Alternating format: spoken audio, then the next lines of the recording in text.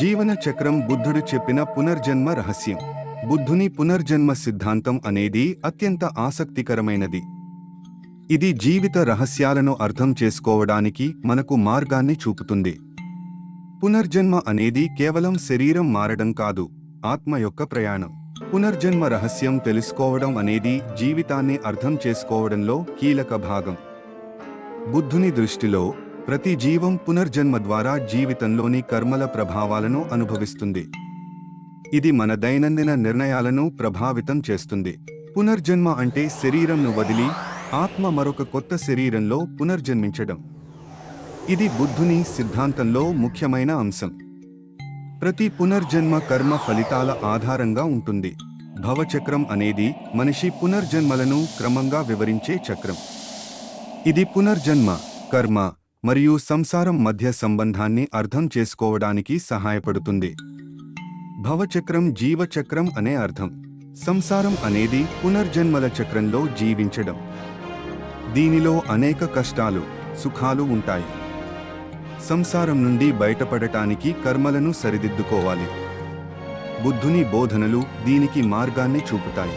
కర్మ సిద్ధాంతం బుద్ధుని బోధనల్లో ముఖ్యమైన అంశం. మన చర్యలు మన భవిష్యత్తును నిర్దేశిస్తాయని బుద్ధుడు చెప్పారు. మంచి కర్మలు మనకు సుఖం తెస్తాయి, చెడకర్మలు బాధనిస్తాయి. పునర్జన్మ చక్రం అనేది పునర్జన్మల నిరంతర గమనాన్ని సూచిస్తుంది. మన కర్మలు ఈ చక్రంలో మన స్థానాన్ని నిర్ణయిస్తాయి. ఈ చక్రం నుంచి విముక్తి పొందడానికి ధర్మాన్ని అనుసరించాలి. పునర్జన్మ చక్రంపై ఎన్నో అభిప్రాయాలు ఉన్నాయి. కొందరు దీనిని నమ్ముతారు, మరికొందరు సందేహిస్తారు. బుద్ధుని బోధనలు ఈ చక్రం నిజమని, మన కర్మల ప్రభావం ఉంటుందని చెబుతాయి. ఆత్మల నివారణ కోసం బుద్ధుడు వివిధ మార్గాలను సూచించారు. ధ్యానం, ధర్మం, కర్మశుద్ధి ద్వారా మనం ఈ చక్రం నుంచి విముక్తి పొందవచ్చు. ఈ మార్గాలు మన ఆత్మను శాంతింపజేస్తాయి.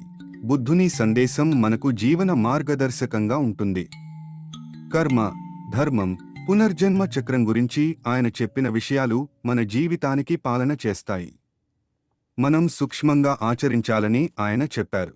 సంపూర్ణ విముక్తి సాధించడానికి బుద్ధుడు సూచించిన మార్గం ఆధ్యాత్మిక సాధన, ధ్యానం మరియు కర్మ యోగం.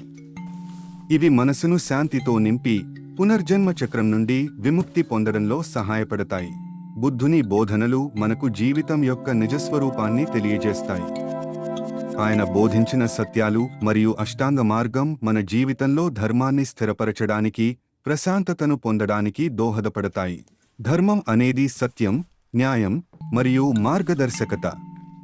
బుద్ధుడు ధర్మాన్ని జీవన విధానంగా స్వీకరించమని చెప్పారు. ధర్మం అనుసరిస్తే మనం కర్మ ఫలితాల నుండి విముక్తి పొందవచ్చు. బుద్ధుని జీవిత కథ అనేక స్ఫూర్తిదాయక సంఘటనలతో నిండి ఉంది. కాపిలవస్తు రాజు కుమారుడిగా జన్మించిన ఆయన భోగ విలాసాలను వదిలి నిజమైన సత్యాన్ని అన్వేషించడానికి బయలుదేరి బోధి ధర్మం కింద జ్ఞానోదయం పొందారు. తపస్సు ద్వారా మనసును నియంత్రించడం, లోకాంధకారాన్ని తొలగించడం సాధ్యమవుతుంది. బుద్ధుడు తపస్సులో కీలక పాత్ర పోషించారు.